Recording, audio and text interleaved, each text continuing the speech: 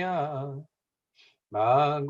Uttam Shloke Bhaktir Bhavatir Naishtaki Om Agyantimirandasya Gyananjana Shalakaya Chakshurunmilitam Yena Tasmai Shri Guruve Namaha Shri Chaitanya Manobhistam Sthapitam Yena Bhutale Swayam Rupa Kadamayam Dadati Swapadantikam Jai Shri Krishna Chaitanya Prabhu Nityananda Shri Advaita Gadadhara Shivasadi Gaur Bhakta Vrinda Hare Krishna Krishna Krishna Hare Hare Hare Rama Rama Rama Hare Hare Mukham karoti vachanam bangam langyate girim yat kipatamaham vande Shri Guru Dinataranam Paramanandam Madhavam.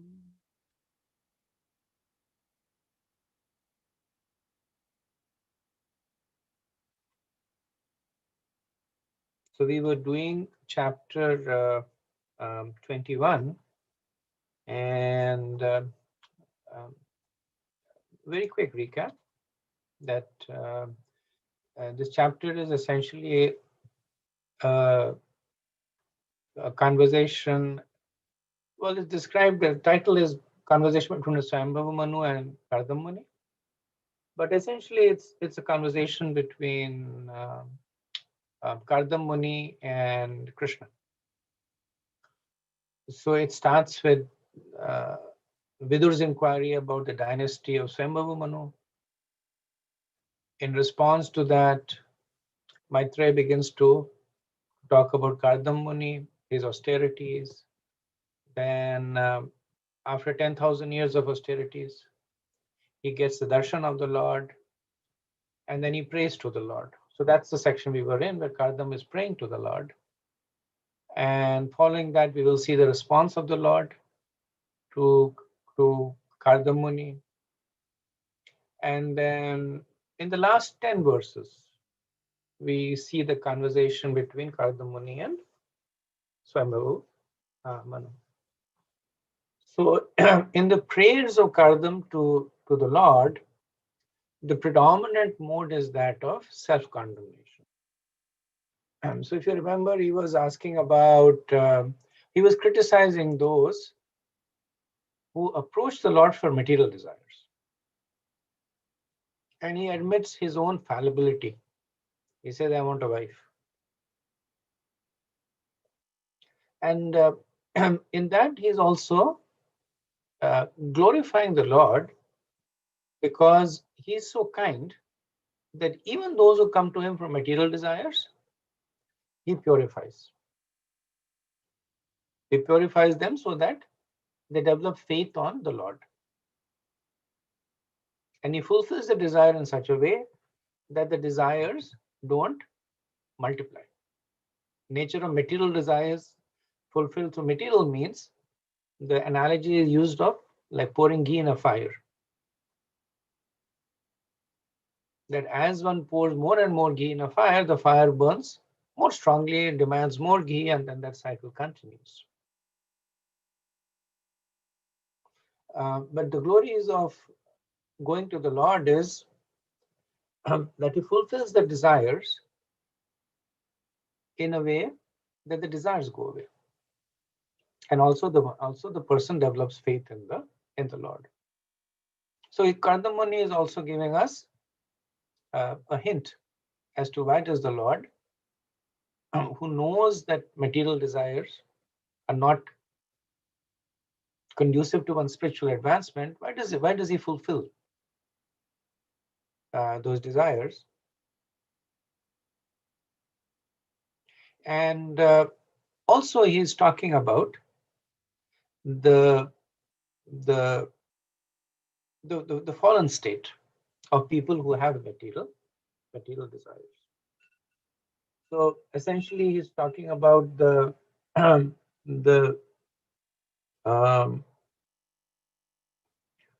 essentially he's talking about the glorification of essentially he's talking about the glorification of the Lord, and he's talking about and the fallen state of the jivas, who despite this feature that the Lord gives them, do not take advantage of it. So this brings us to verse 19. Eka swayam,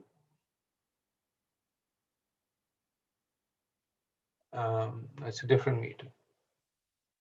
Eka swayam sanjagataha sishraksya dvitya yatamam adiyogamaya srijasayadyaha ashipunaragrasyase yatho ranabhi bhagavan swashaktibihi.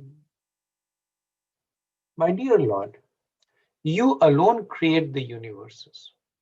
O personality of Godhead, desiring to create these universes, you create them, maintain them, and again wind them up by your own energies, which are under the control of your second energy called Yogamaya. Just as a spider creates a cobweb by its own energy and again winds it up. So the verse that immediately preceded us, it talked about the extraordinary good fortune of the devotees. So remember, he was talking about how the wheel of time, which has the seasons on the rim, which has innumerable leaves, which are the seconds on that, the years and the days. He said how that is actively cutting down the life of everyone. And then he says, but there is an exception. It does not touch the devotees. And then we had discussed that the reason Kardam Muni considers the devotees to be beyond the preview of time is because they are beyond the destructive aspect of time. So it's not that the bhaktas don't die. What he's saying is that bhakti does not die.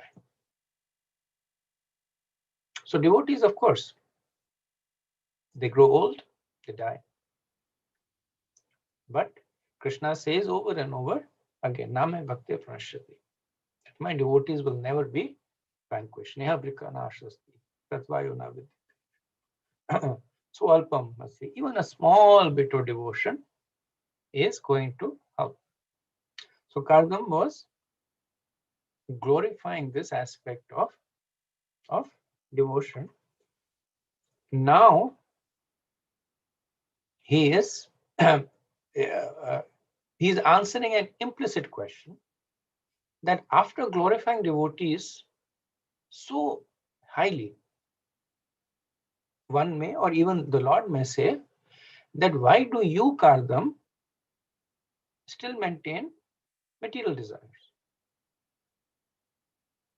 And while maintaining such desires, why don't you go to the devas who are there to quickly fulfill these desires?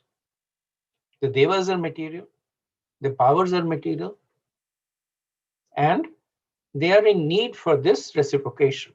Krishna is not in need for this. So Kardam is indicating this, that you are fully independent. But the devas are. Right? In the 3rd chapter of Bhagavad Gita, Krishna says that how this cycle of yagya nourishes the devas. So Kardam addresses this implicit question by first talking about the complete independence of the Lord.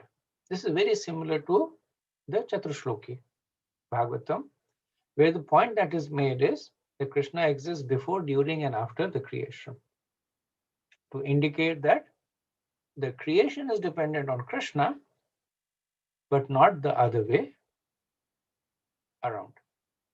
So he says that only the Lord exists, no one else. Advitiyaya. No one else exists. Now, obviously they exist, but the point is made is that no one that the Lord needs.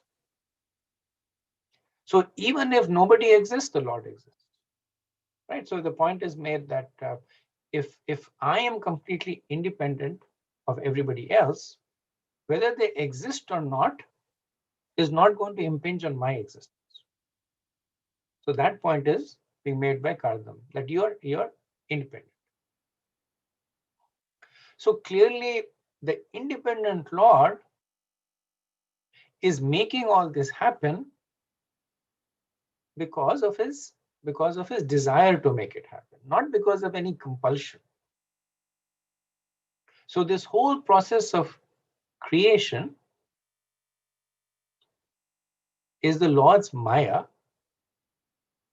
which is, so he says, which is controlling Adi. And how is it being controlled by the Lord? He says by the yoga of his glance, Yoga Maya. Or the Lord creates this material universe, Ada, through the agency of the material gunas, which the Lord accepts through the agency of his internal potency, Yoga Maya. So this is a point that Kardam is making, and it is one of those points that is philosophically difficult to understand. So we accept it. That at one point we say that Krishna is completely spiritual. So everything that is in contact with Krishna is completely spiritual. So by extrapolating that argument, the material world has to be spiritual because it is being created by Krishna. Kardam is saying that the Lord accepts it through his internal potency, Yoga Maya. The Yoga Maya is fully spiritual. But yet, because of the desire of the Lord,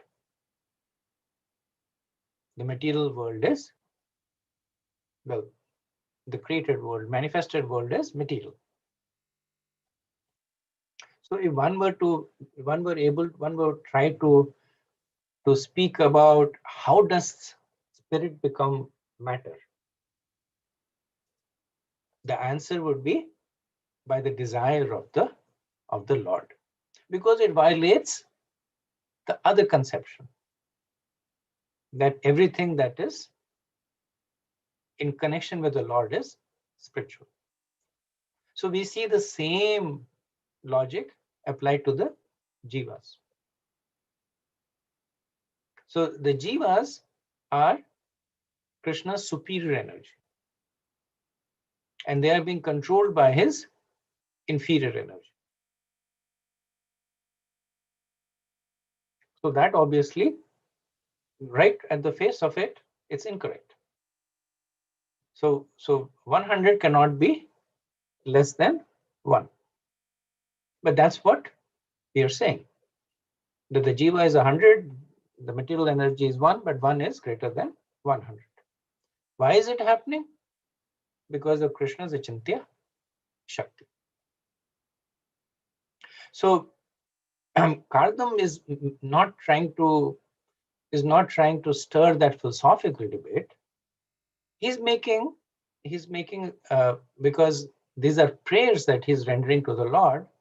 He's making this point that everything, material or spiritual, emanates from the Lord. So even though he has material desires, understanding this concept that everything is emanating from the Lord, there is no need for him to go anywhere else. So this whole analogy of spider creating, etc., is to emphasize this point that everything is coming from the Lord. The spider independently creates the web, independently maintains it, independently destroys it.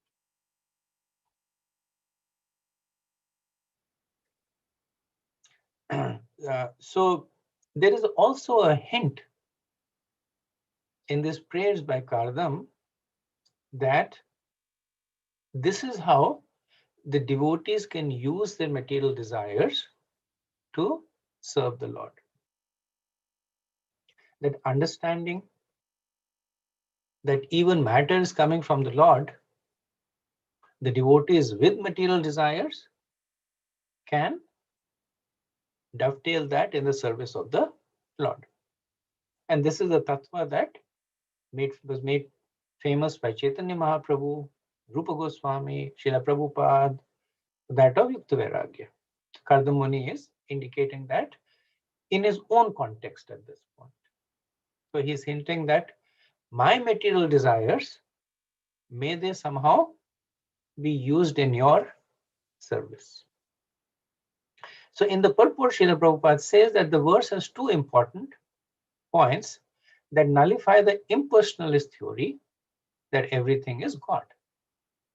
Prabhupada does not say which are those 2 points, but reading the verse, you can understand the 2 points he's talking about is ekaha, which means one or alone, and swashaktivi, which is by his own energy. And Prabhupada explains that how does this nullify the impersonalist theory. So the impersonalist theory that is talking about is the reference that everybody is God. So Prabhupada continues that Kardam Muni says that, O personality of Godhead, you are alone. But you have various energies, alone, eka. But you have various energies, swashakti. So by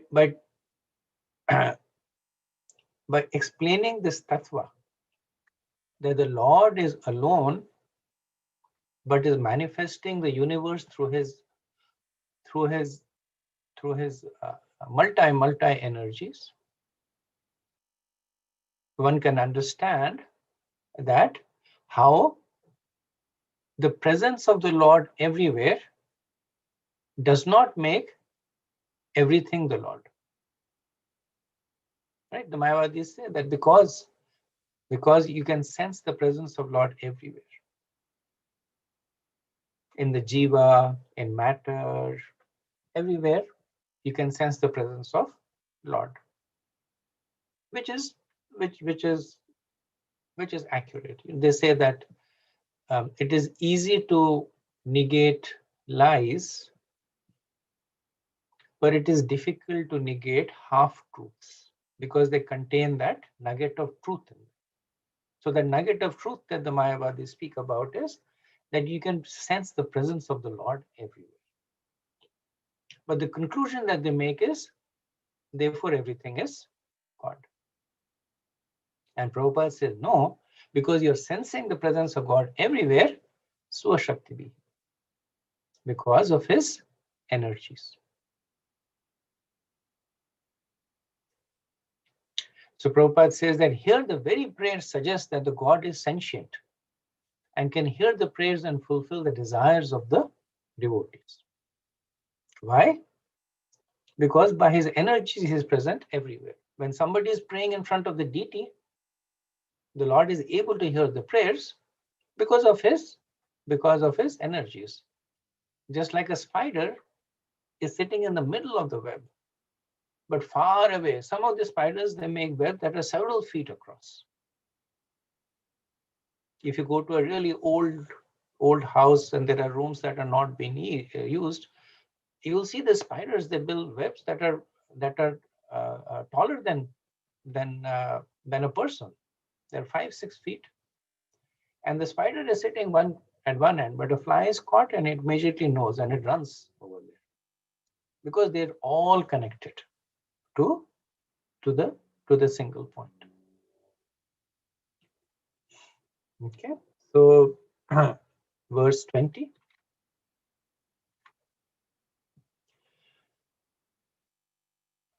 Naitad batadhisha padam tava vipshitam yanmayayanas tanushe bhuta sukshmam Anugrayat swapi yarimaya lasatul saya Bhagavan vilakshataha.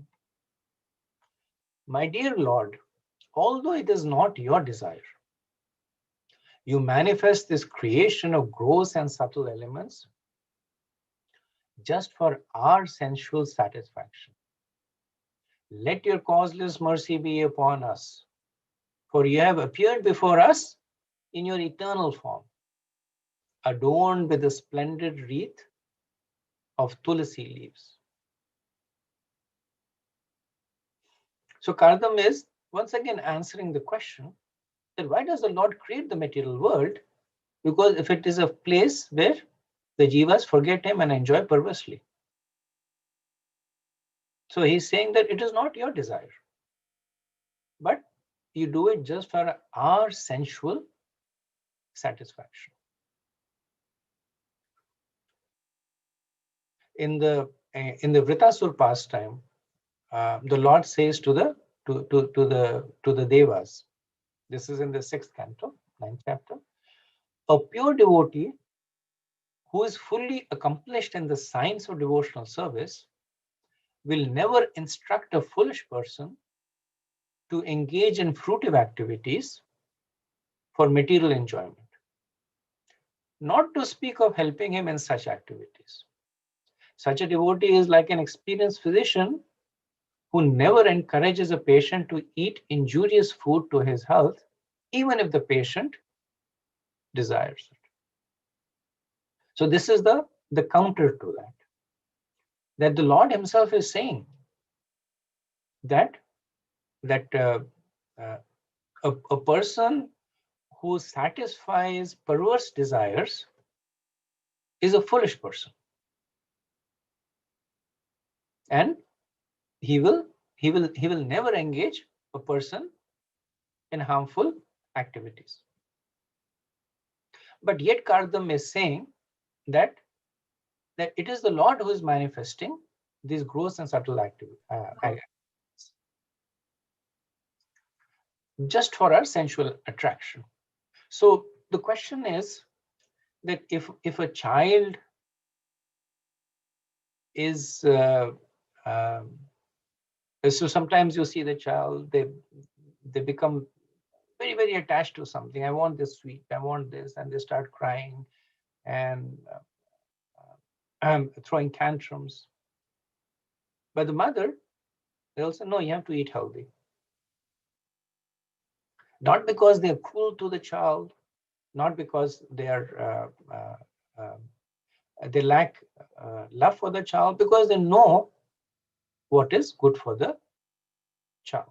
But then why does the Lord do this? The Lord knows that material desires are not helpful for the jivas. Why does he create these gross and subtle elements in the universe for the sensual satisfaction? So Kardam and Muni, in this verse, he answers that question. He says 2 reasons that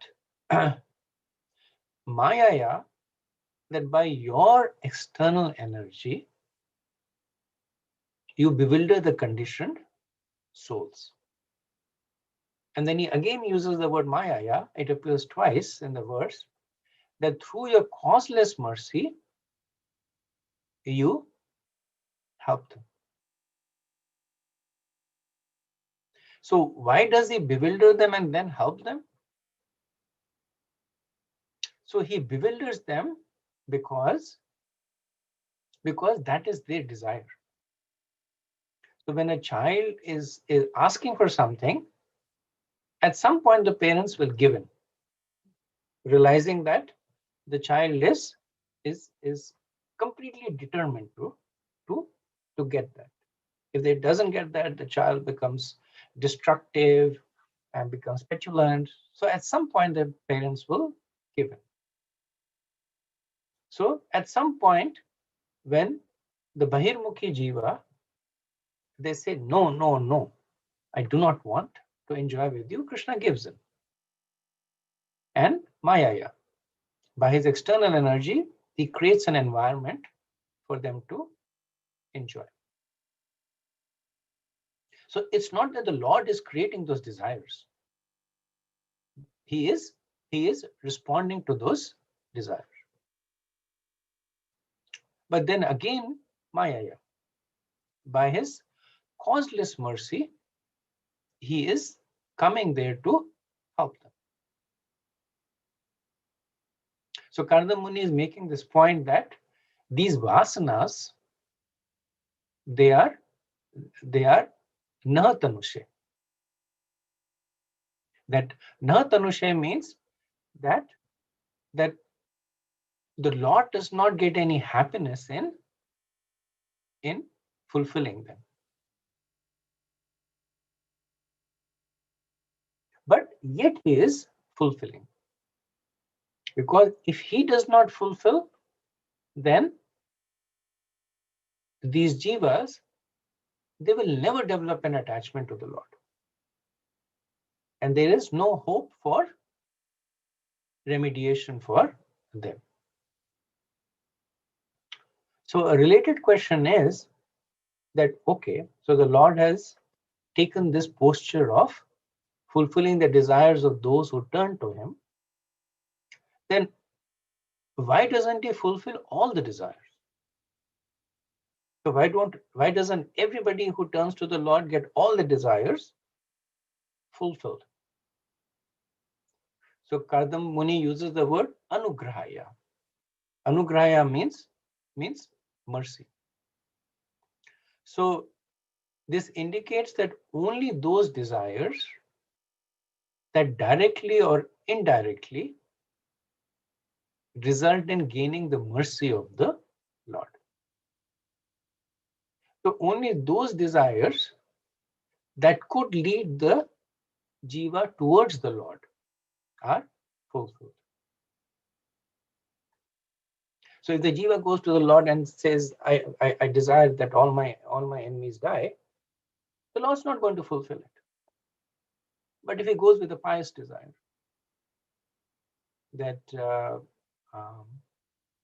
may I be able to serve my family, material desires, but pious, like Kardam Muni's desire, the Lord fulfills it, because embedded in that piety is also the seed of faith towards the Lord, which will germinate.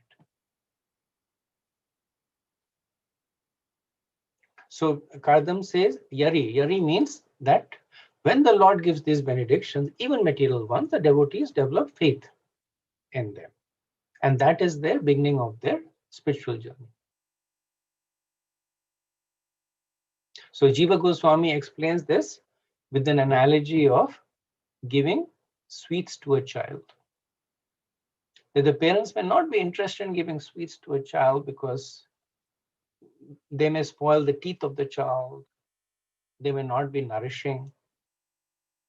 But if the child is asking for it, they may give the child a bit of a sweet, and the child is happy.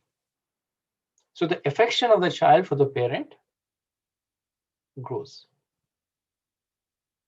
So in this way, by the Lord, when he fulfills the desire of the material desire of a person, it is anugraya.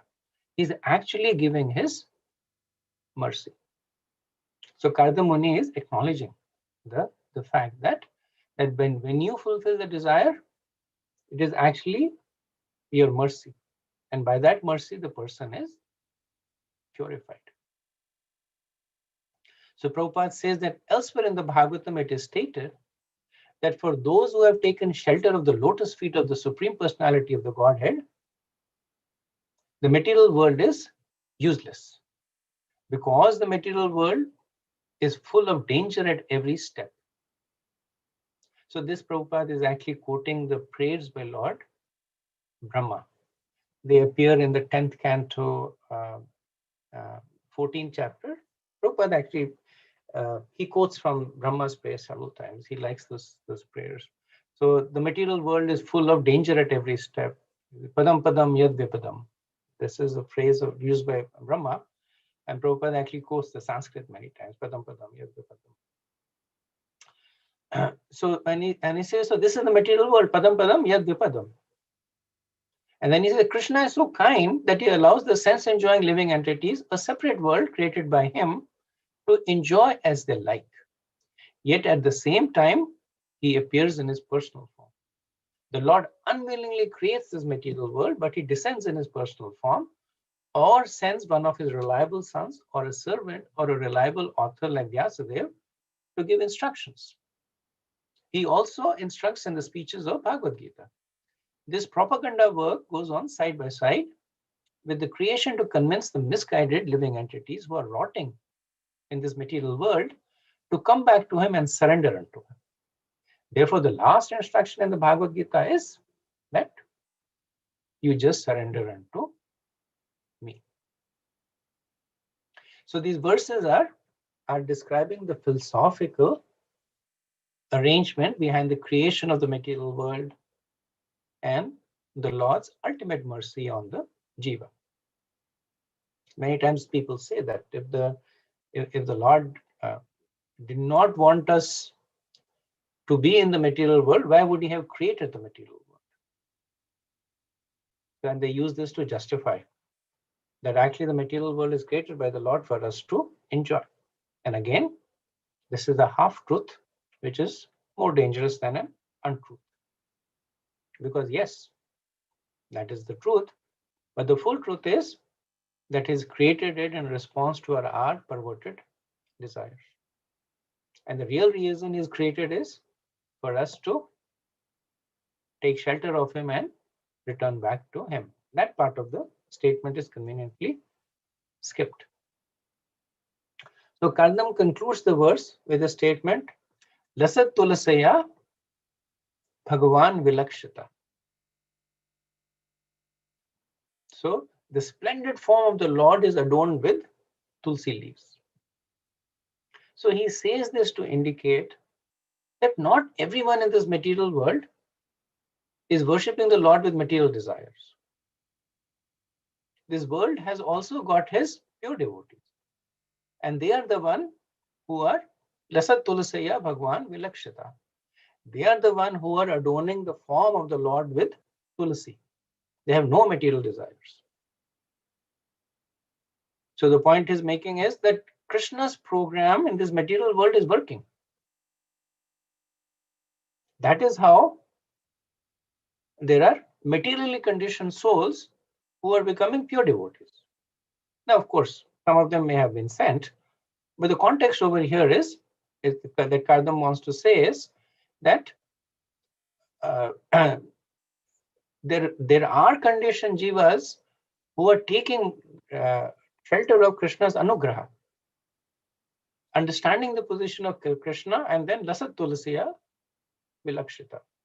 And then they are adorning gorgeously his form with tulsi.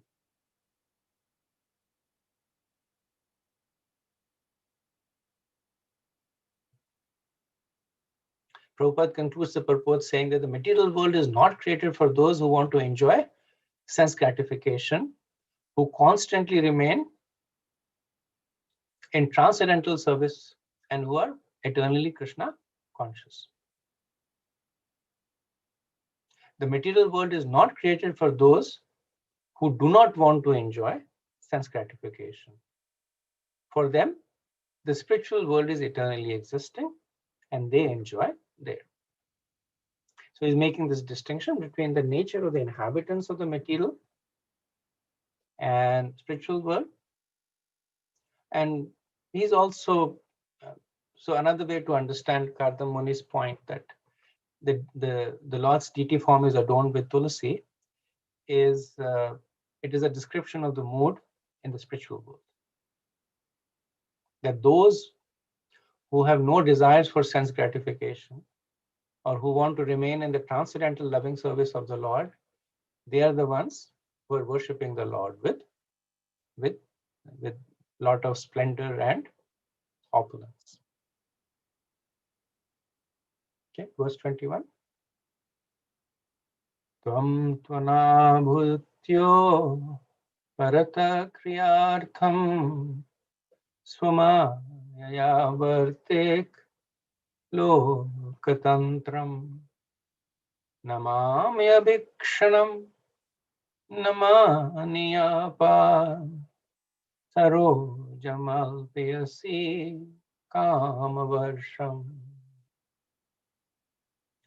I continuously offer my respectful obeisances unto your lotus feet, of which it is worthy to take shelter, because you shower all benedictions on the insignificant.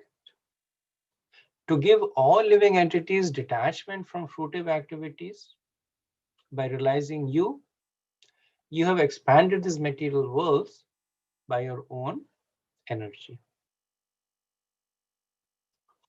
So this is Kardam concluding his heartfelt prayer. And essentially it is a summation of what has been discussed so far. So the first part of the verse, it summarizes and completes the tattva that Kardam Muni has been developing of why is the Lord creating the material world, and why does he, after having created the material world, why does he give material benediction? So he summarizes by saying that tva anubhutya, that so that tva anubhutya means that by realizing you uparta kriya, they become detached from material activity. This is the summary. Prabhupada says that everyone, whether he desires material enjoyment, liberation, or transcendental loving service of the Lord, should serve the Lord. So this is Prabhupada. He is again quoting the famous 2-3-10 verse, Akam Sarva Kamovi Moksha Kamodaravi. Like I said, Prabhupada, he 3 times, because the purport of Kardam Muni's prayer is Akam Sarva Kamova Moksha Kamodaravi. So Prabhupada, he mentions it a few times. And then he continues and quotes the famous verse from Bhagavad Gita, Yatha Mam Prapadyante, that as one approaches the Lord reciprocates in kind. So of course, the Yatha Mam Prapadyante is in slight philosophical disagreement with the Kama Sarva Kamavi Moksha Kamodaravi. Why? Because in the Akam Sarva Kamavi, the understanding is that even if somebody goes with Sarva Kamova to the Lord, the person gets purified. And that is the whole purport of Kardam Muni. And Yetha Mam Prapadyante is that if one comes to me for material desires, he will get material benedictions. One who comes to me for spiritual desires gets spiritual benediction. But the way that these two verses are reconciled is by understanding the change of the mood of the devotee. Krishna never forces bhakti on anybody. He never interferes with the free will of anyone, but the process itself is purified. That even if one goes to Krishna for material desires, that process itself will change one from material to spiritual. So Krishna will reciprocate material with material. But the process of going to Krishna purifies one. Now one can say that the process is established by Krishna, and that is true. But he is not actively changing with the constitution of a jiva. Now in the second part of the verse, so first part of the verse is a philosophical summation by Kardam. The second part of the verse is where Kardam Muni is now becoming specific. He's not talking philosophically anymore, but he's explicitly talking about the reason that he has been praying to the Lord in deep meditation for 10,000 years. So he's saying, because you are alpyasya kama varsham, that because you fulfill all desires. So he's saying that I have met calm. Calm means, literally it means lust, but here it just means material desires. So he says, I have alpiyasya calm, that my lusty desires are insignificant because they're material. But he's saying you're famous for fulfilling them. So Kardam Muni is setting the stage for his own desires. That I have alpiyasya kam, but your alpiyasya kam varsham, that you fulfill these desires. So because of all the reasons that he has given in the past or in the previous verses, on the strength of that, he's begging the Lord that I have these low down material desires, but you're famous for fulfilling them. So please fulfill it for us. Vishwanath Chakravarti says that Alpiyasya is also Kardamini referring to himself. That you're famous for fulfilling the kama, the desires of fallen persons like me. So this is his sense of humility. So whether it applies to his desires or to him, the connotation is very, very similar. So this ends the prayers of Kardam Muni, and now we will see the response of the Lord to the prayers of Kardam. So this is a good point for me to pause and see if we have any discussion or thoughts.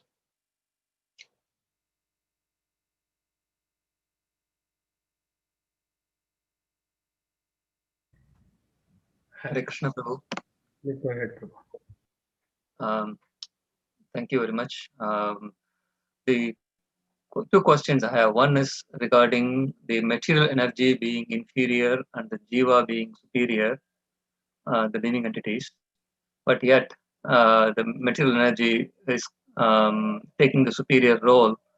And you said, I think, remember, it's because of the Lord's inconceivable potency. But we also understand it is because of the jiva's free will choice to allow the material energy to be to be covering the jiva. Can you please explain on that? Is it how to understand these two things?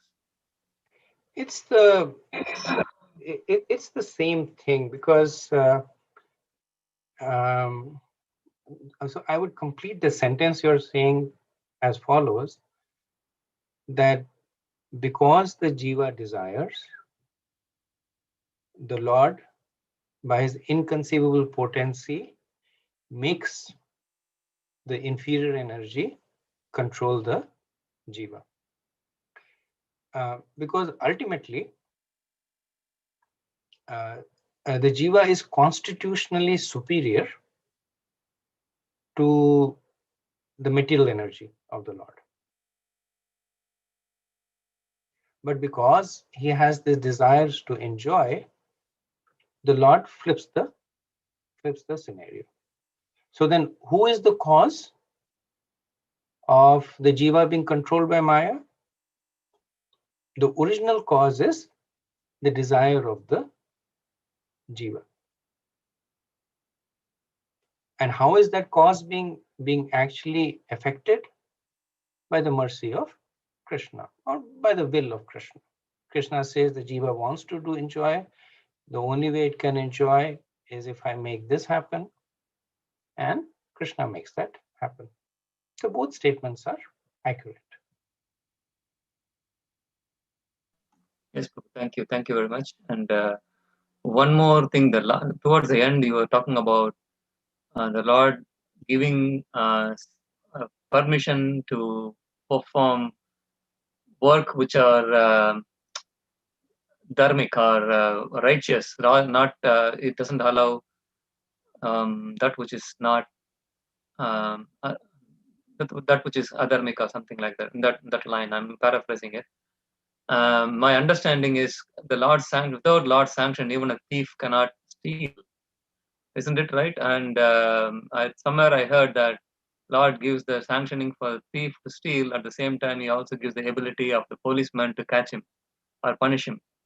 So, can you please? I don't know whether I'm getting something else from your message. Please clarify that. So when we talk about the sanctioning ability, the fact that not a blade of grass moves, and the example that you're using of a thief and the policeman, we're talking about Paramatma. So the Paramatma sanctions based on what you desire and what you deserve. When we are talking about anugraha, when you're talking about mercy, we're talking about Bhagavan. We're talking about Krishna. So when Krishna's mercy comes, so take an example that I want to achieve something material. I want to acquire wealth, opulence. Now there are so many people who desire that. So many people who work hard. How many people get it? Very few. Why? Because so many people desire it, but very few people deserve it. So this is Paramatma. Based on what their karmic balance is, based on what their endeavor is, they do it. There is no anugraha there. There is no mercy there. Now take the situation of a Sakam Bhakta. He goes to Krishna and he says, Krishna, you're kind, you're great, I love you.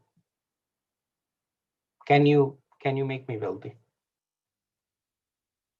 Krishna's, depending on the story, Krishna says, okay, so be it. Kardam Muni is an example of it, even though not a complete example of it. We'll see in Lord's reciprocation that he does not accept Kardam Muni's self-characterization, but let's assume that part has still not come.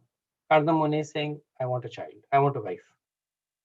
Material desire, and then he's praying to the Lord that may I have a suitable wife. Lord says, okay. That is anugraha. So that anugraha is what Kardam Muni is glorifying. That as long as that anugraha, and Vishwanath Chakravarti uses the exact terminology, directly or indirectly leads to Krishna, that is the anugraha, that is the mercy.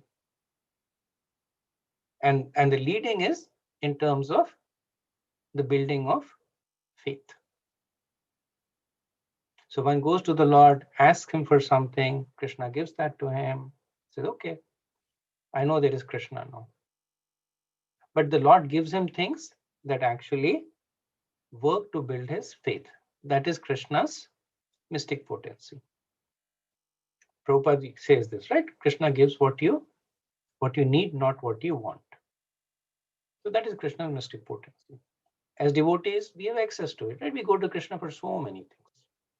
Give me this, give me this, give me that. May my boss be transferred out, and may my everybody follow my instructions. May I have a lot of wealth. May I serve well at the temple. May I be better at learning verses. Krishna looks at all the lists that we have and he says, tick, tick, tick, tick. You can have out of these 10, have 3, 2 maybe later on, other 5 no way. That is Krishna's anugraha. So even though out of the 10 we may get 5, but that 5 is enough for us to build faith in Krishna. So many times devotees will say that this was happening, and then somehow I did not do this, and later on I found it was the best decision for me. And Krishna helped me from within. Krishna inspired me from within. So that's the magic that's happening. That by Krishna reciprocating to desires that are conducive to one's spiritual advancement, Krishna is doing both the things. He's satisfying the material desires of the conditioned devotees, and he's also helping them build faith. That's essentially the summation of the majority of the prayers, majority of the verses of the prayers of Kardama Muni. Thank you, Prabhu. Thank you very much. Thank you.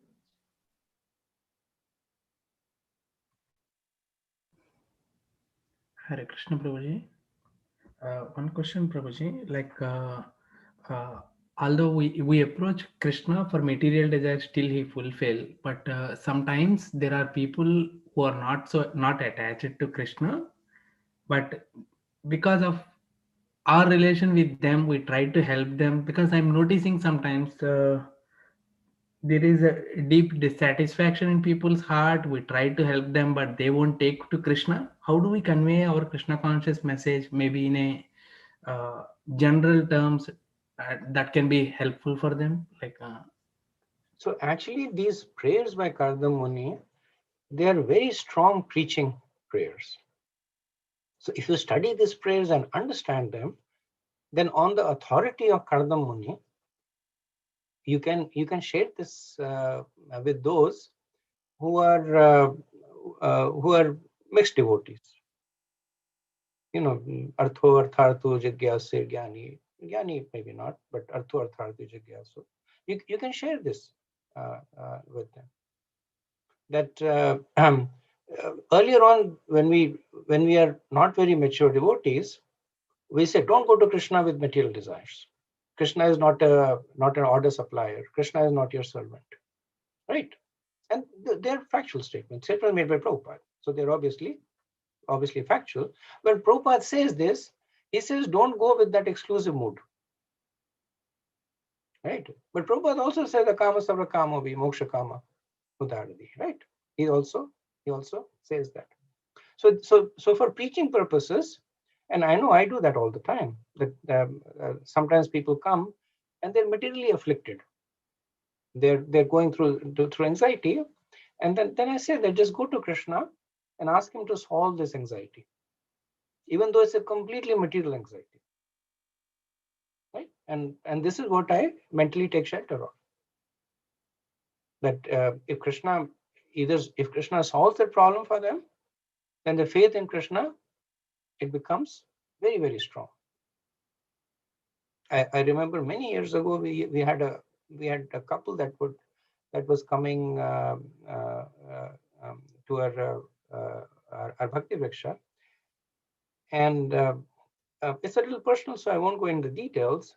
But they were having they were in some kind of material anxiety, and then we said exactly the same thing, that you pray to Krishna that this material anxiety goes away. So they had very little factual faith, and they had no association of devotees, and they were very strong worshippers of devas, demigods, but they were in the situation that if a person is desperate, they're knocking on all doors. Anything or everything will work. So they said, okay, let's give this a try. And fortunately, the problem went away. And the faith in Krishna, we could see that difference. It was like a switch went on. Their faith increased, and they were like, they took to chanting. What else can we do? Unfortunately, the job for the husband changed, so they had to move to another state, and then eventually we lost contact with them. But we were in contact with them for at least 4 or 5 years, and they were we could see that they were making good progress. The other place they went, there are no Vaishnav Sangha. They went to Wisconsin or somewhere, there are no Vaishnav Sangha there, but still, just because of that, their faith had been established there. So it's okay for us. Now we can take shelter of these prayers of Kardam Muni. It is okay for us to say, but we have to be circumspect about it, right?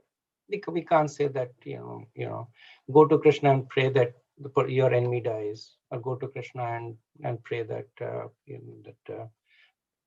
for like things that are overtly sinful, overtly impious, overtly selfish, right? And most of the time it's for some help from suffering. That pray to Krishna and the suffering goes away, right? Everybody has this desire not to suffer. So those kind of things, they're very potent way. And if a devotee recommends, Krishna is more kind in those cases, because When devotee recommends, then the person goes to Krishna. So he also goes with the, like in India, they have this uh, letters of recommendation. Right? I've come to the job and there's a letter of recommendation from the chief minister. So please give me the job. So the devotee, the other person goes with the letter of recommendation. Devotee is Krishna is kind. So that's a nice way for us to help others in their in their material situations while turning them towards Krishna. Yeah. Thank you very much, Prabhuji. Okay. So let me go to verse 22. Rishi Ruvacha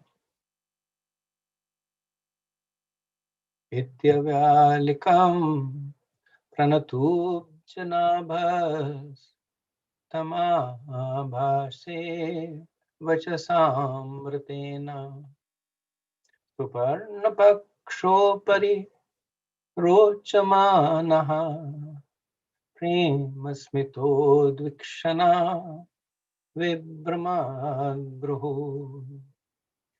Maitreya resumed, sincerely extolled in these words Lord Vishnu, shining very beautifully on the shoulders of Garud, replied with words as sweet as nectar.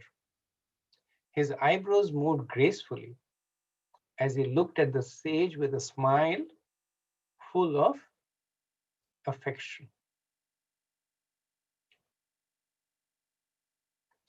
So this verse indicates the potency of prayers. So one of the 9 angas of bhakti is Vandanam. Vandanam is glorifying the Lord. Sometimes, or many times, we are kind of reluctant to do it, or we consider it a waste of time. Like you're standing in front of the deity, and then you're like, oh, Krishna, you know how great you are. What can I tell you? You're great. And of course, Krishna knows more than us.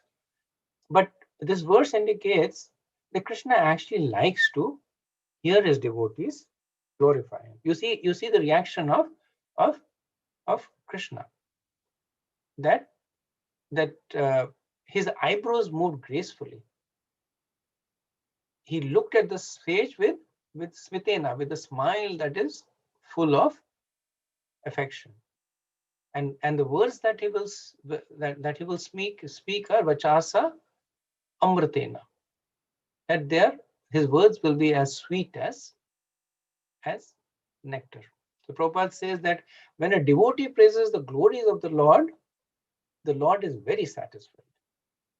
And he bestows his transcendental benediction upon the devotee without reservation, because he is causelessly merciful towards his devotee. And Krishna, he does not hide this. Right? In the Bhagavad Gita, in the Chatushloki, he makes this point that my devotees converse about each other. They glorify me with words.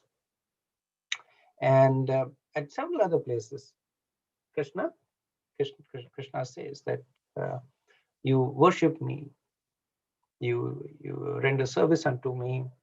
So it's something that we ourselves can practice, because and there is a whole science of prayers that we can glorify Krishna using words of advanced devotees. So we can swing prayers by Queen Kunti, or we can sing the prayers of Kardam Muni or Dhruva Maharaj, or we can sing our own realizations. But we should glorify Krishna. Not because Krishna is on an ego trip and then he wants us to glorify him, and then from a material context, there are people, unless you flatter them, they will not help you. Not because of that, but because this is the constitutional position. That's what Krishna, he's trying to establish us in our constitutional position.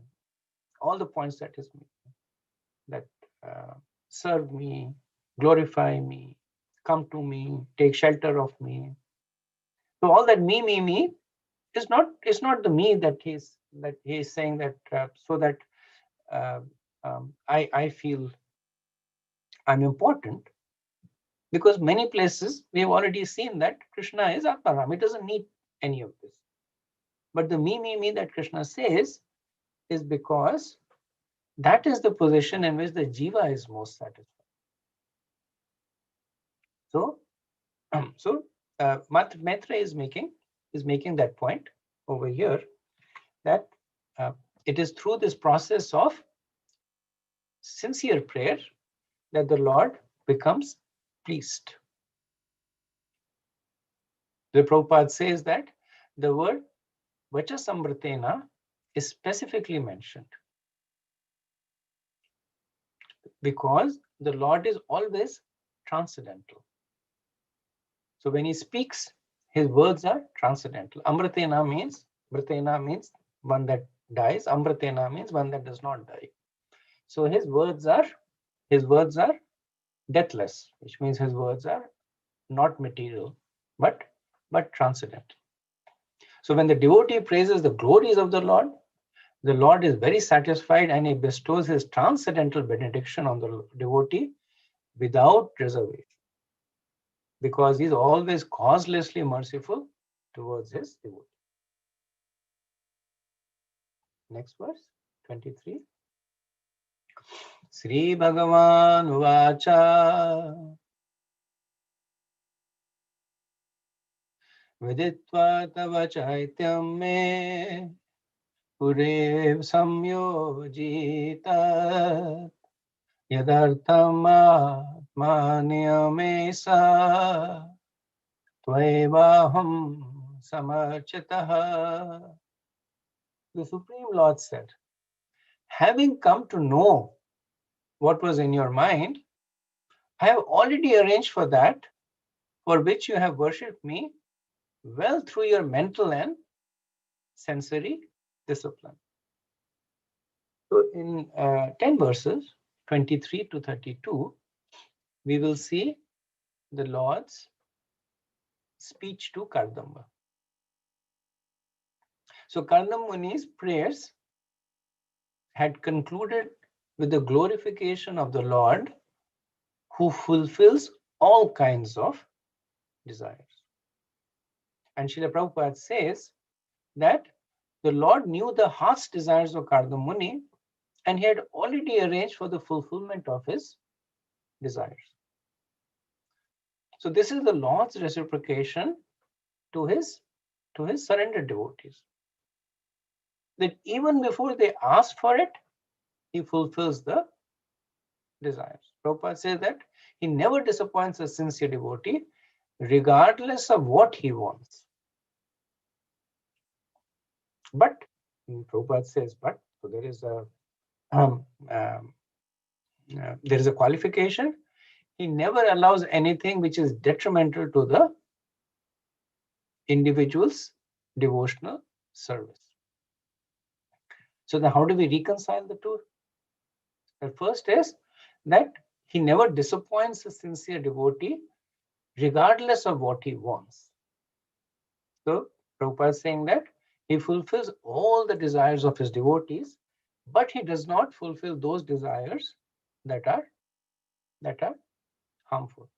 So the key of the word is that Prabhupada is saying disappoints. So the desires of the devotees that are detrimental to the individual's devotional service, when they are not fulfilled, the sincere devotee is not disappointed. In fact, he is actually happy. He is more satisfied. For whatever reason, maybe because of the material conditioning, maybe because of prarabdha, they may go to the Lord with some desires, and the Lord does not fulfill it. And then the devotee looks at it and says, good, thank you that you did not fulfill it. So that's the anugrah, that's the mercy that Prabhupada is talking about.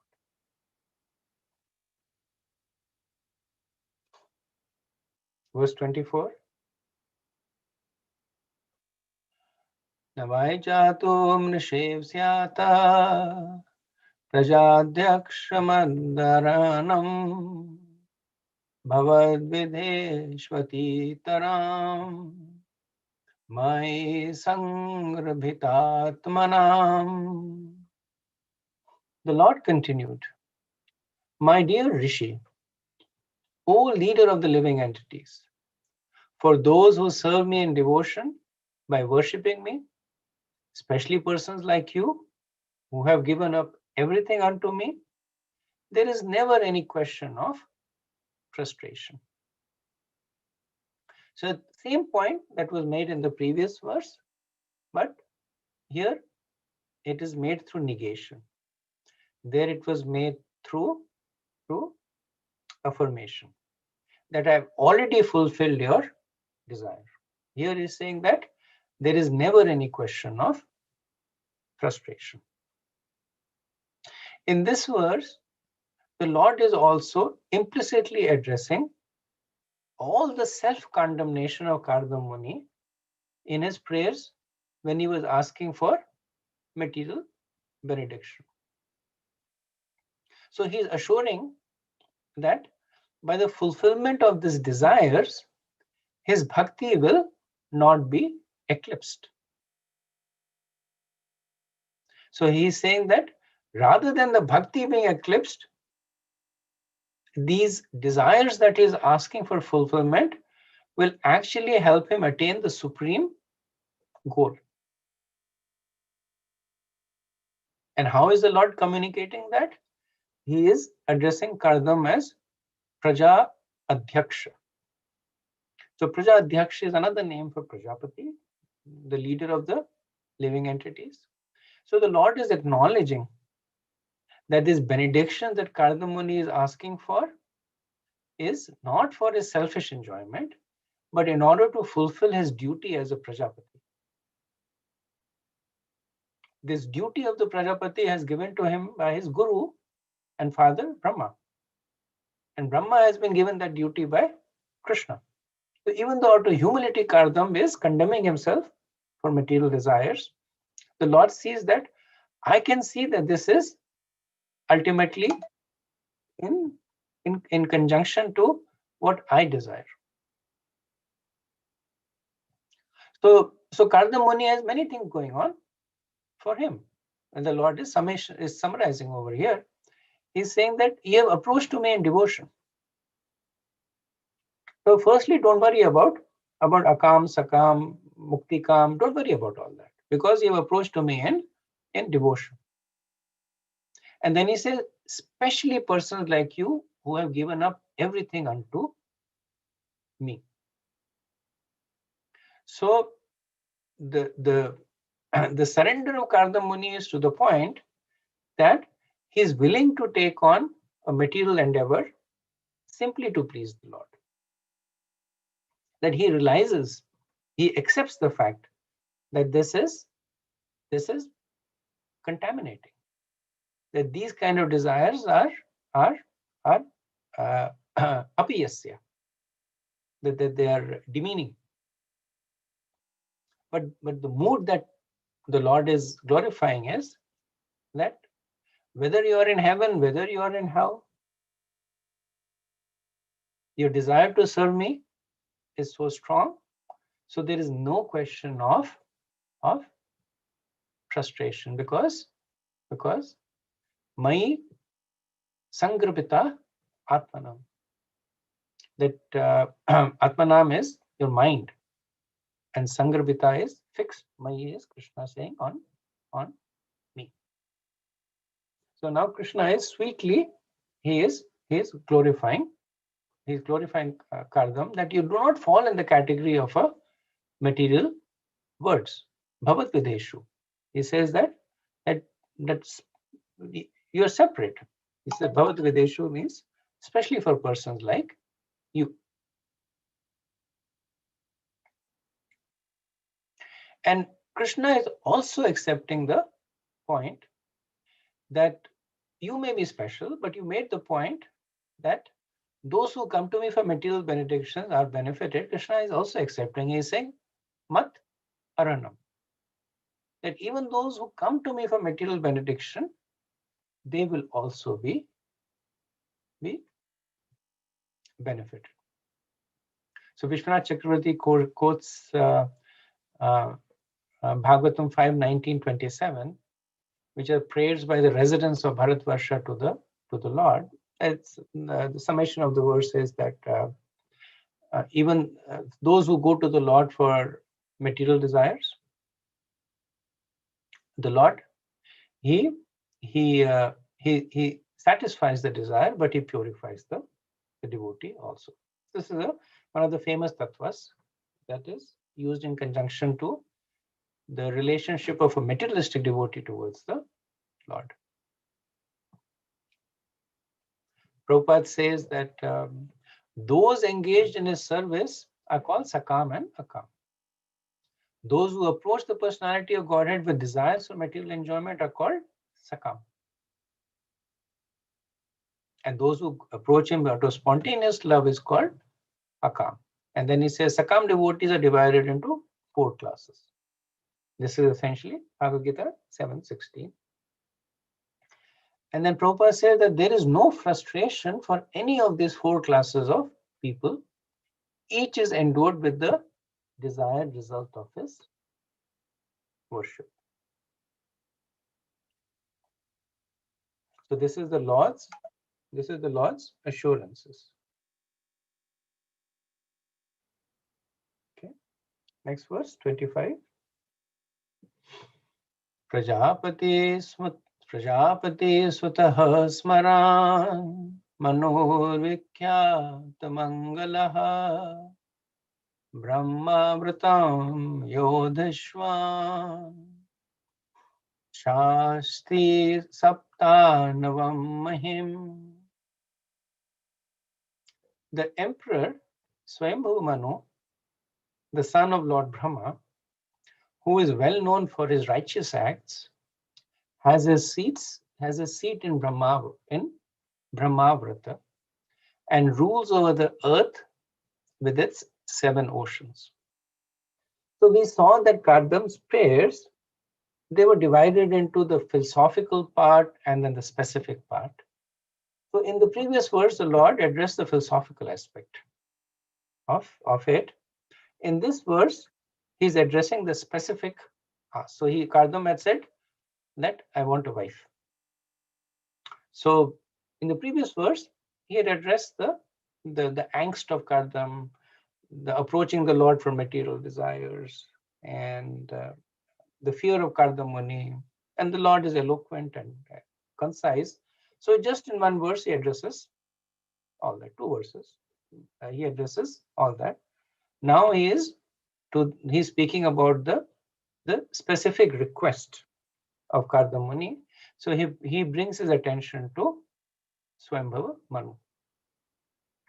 So Prabhupada says that the word Mangala is significant. Mangala means one who is elevated in every respect in the opulence of religious performances, ruling power, cleanliness, and all other qualities. Vikhyat means celebrated. So Swayambhava Manu was celebrated for all good qualities and opulence. So Kardam Muni's attention is being brought to Swayambhava Manu. Swayambhava Manu is being glorified because the Lord is proposing the daughter of Swayambhava Manu as the bride of Kardam Muni. So he's praising the family. The father, next verse he'll praise the mother. So he's praising the family and the girl. So the Lord is playing a bit of a matchmaker over here. So in earlier times, when there were no matrimonial apps, there was no internet, all the marriages were arranged by matchmakers, which were generally older women. And that's what they would go do. They would go to the girl's family, glorify the boy. He has very good qualities, has a great job, and he's very calm. And then he'll go to the boy's family and say the girl is beautiful and this and that, and so they will convince them the marriage to happen. So the Lord, even though Kardam is asking for a wife, of course the Lord is speaking factually, that he's glorifying the family of Devahuti, the parents and the qualities of Devahuti. Subsequent verses, they will do that. Srila Prabhupada also gives a very interesting explanation over here, which answers this question that these places and pastimes that are mentioned in the verse in the scriptures, why are they localized? So here it is saying that Manu is ruling over Brahmavarta. Now, why is Manu ruling only over Earth? Manu is he is the ruler of the universe. So why is it said that he has his seat in Brahmavarta and rules over the earth with its 7 oceans? So an extension of this is that why do all the leelas of the Lord happen on the earth planet? The earth is a small, insignificant speck in the universe. But we see Krishna coming to Golok, from Golok Vrindavan to Vrindavan, Dwarka. We see Lord Ram coming to Ayodhya. And then, one is sitting and thinking that the poor guys on the other planets in the universes, nothing is going on for them because the Lord is always coming over here. So Prabhupada explains this slightly philosophical explanation. So he says one way to understand it is, and then he gives this analogy that sometimes it is stated that Brahmavarta is a part of Kurukshetra. And sometimes it is said that Kurukshetra is a part of Brahmavarta. Now, Brahmavarta in this case means the earth planet. So Kurukshetra is the battlefield of Mahabharata. So Prabhupada is saying sometimes it is said that the earth planet is a part of Kurukshetra, and sometimes it is said that Kurukshetra is a part of the earth planet. So how do we understand this? One way to understand it is that Kurukshetra refers to a field that is situated on the earth planet. Another way to understand it is that Kurukshetra represents a place to perform ritualistic performances by the demigods. This is one of the meanings of Kurukshetra. Now, what is a place for the demigods to perform spiritual, ritualistic performances? So Prabhupada says, in that context, Kurukshetra represents the entire universe. So in that, with that understanding, when one says that Brahmavarta is a part of Kurukshetra, the statement is that the earth planet is a part of the universe. You can also understand that when we say that Kurukshetra is present on the earth planet, that a representative of the universe is present on the earth planet, just like a country may have an embassy in another country. So there is the Indian consulate in Washington, DC, which is considered to be non-different from the country India. So somebody might say that India is there on 18th and K Street, whereas there is a whole country that is separate, but the statement is still accurate. So Prabhupada said there are many places on the surface of the earth which are also known in the higher planetary system. So now he's talking about the third reason, that is of nomenclature. That he says that on this planet there is a place called Vrindavan, there is a place called Dwarka, and there is a place called Mathura. In the spiritual world, there is a place called Vrindavan, and there is a place called Dwarka, and there is a place called Mathura. So when the pastimes are happening and the names that are being used are Vrindavan, Dwarka, and Mathura. They could refer to the localized place on the earth planet, or they could refer to the unlimited space in the spiritual planet. Ultimately, it does not make that much of a difference. The Puranas, they are deliberately not very concerned about specificity of time and place. So we've already discussed that the Puranas, they will in one verse talk about a past time, and next verse they will talk about something that happens at a completely different kalpa, different yuga. But they flow in they flow in consecutive verses because they don't really concern themselves that much about time. They're more concerned about the lesson. Similarly, the Puranas, they're not very concerned about place. They won't say that this pastime happened in Vrindavan, earth. They'll say Vrindavan because the main focus is what is the pastime and what is the lesson.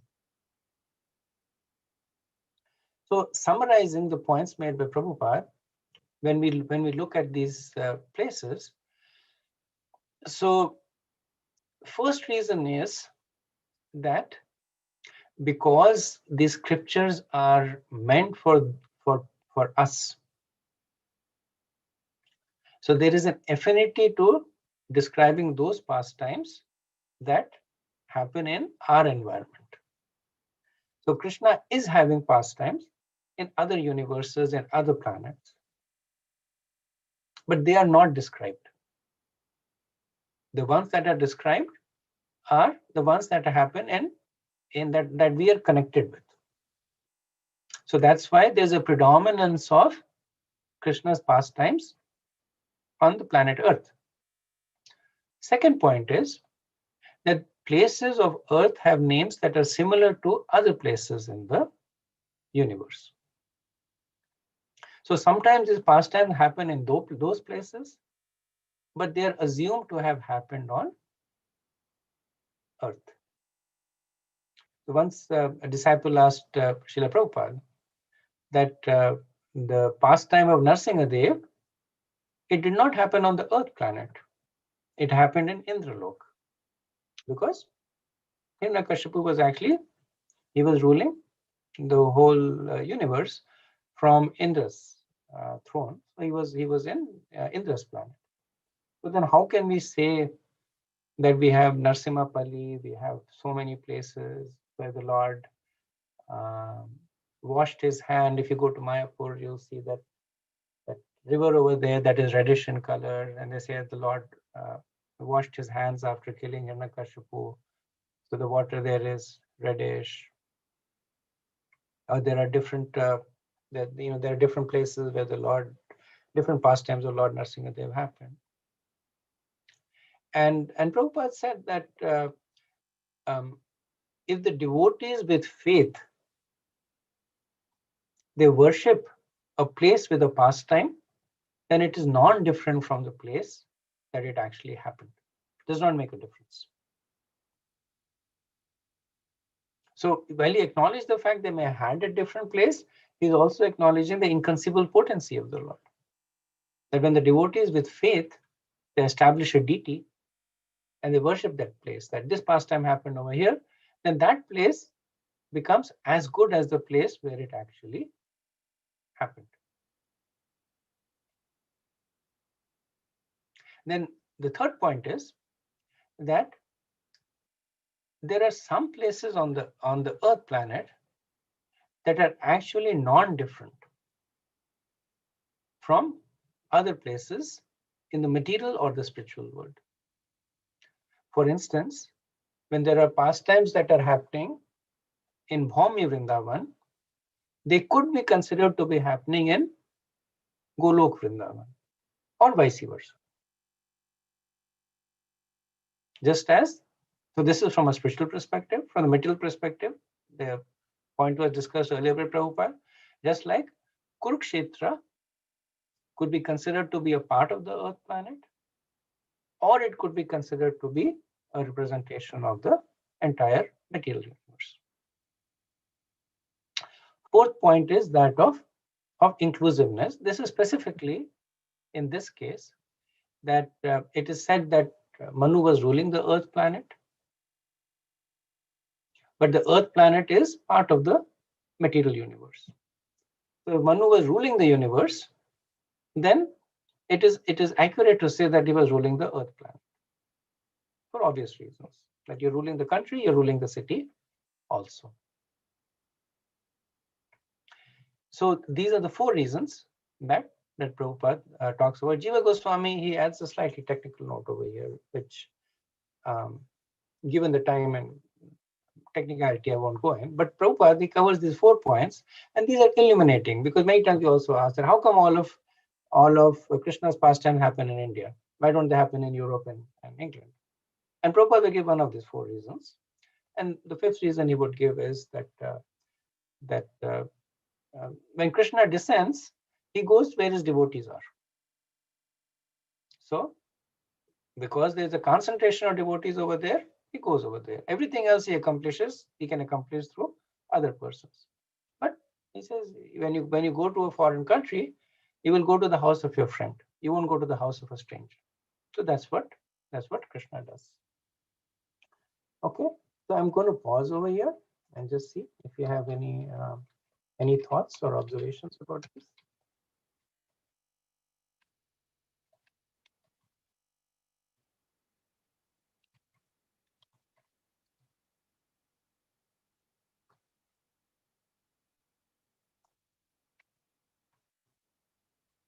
Okay, if not, then we'll pause. We can stop here and we'll resume on Wednesday. Vanchakalpatarubhayascha kripa sindhubhyaeva cha patitanam pavanebhyo vaishnavebhyo namo namaha. Anantakoti Vaishnavrinda ki jai. Srila Prabhupada ki jai. Thai Gaur Premanande. Hari Hari. Hare Krishna. Thank you very much. Hare Krishna, Hari Bol.